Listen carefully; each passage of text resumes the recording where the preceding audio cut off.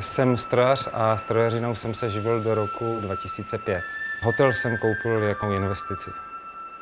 Moje představa, že hotel bude provozovat někdo jiný, byla absolutně naivní.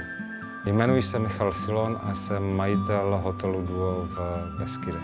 Moje současná role je být takovým motivátorem. Vymýšlím celkovou strategii, radím se s týmem, jednám s dodavateli, s partnery. Začátky ale nebyly vůbec jednoduché. O hotelnictví jsem toho věděl tolik asi jako ryba o dobývání vesmíru.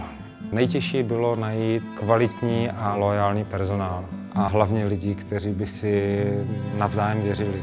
Teď je tady 25 až 30 zaměstnanců. Všichni musí ve finále táhnout za jeden provaz.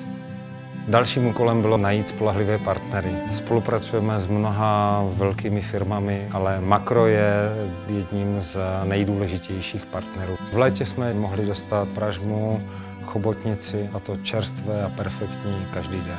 Každý rok musíme pro naše hosty vymyslet něco nového. Vedle tradiční české a valašské kuchyně jsme letos v létě začali vařit kuchyni italskou. A sami si taky vyrábíme vlastní speciality, jako je bezová šťáva, pampeliškový med a aromatizovaná sůl. 14 dní jsem strávil v restauraci u Jamieho Olivera. To byla pro mě opravdu ta nejdůležitější zkušenost. Své kolegy na oplátku posílám na kuchařské tréninky s Petrem Stádníkem do Makro Akademie. Velmi důležitá je pro mě zpětná vazba od hostů. To je ten největší adrenalin a zároveň i největší motivace pro to dělat něco dál.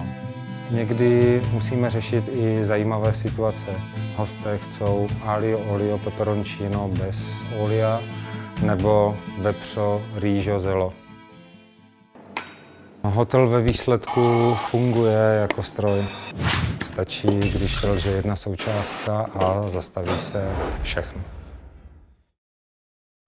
Proto je pro mě každý den tou největší výzvou udržet to, co perfektně funguje v chodu a přidat ještě něco navíc.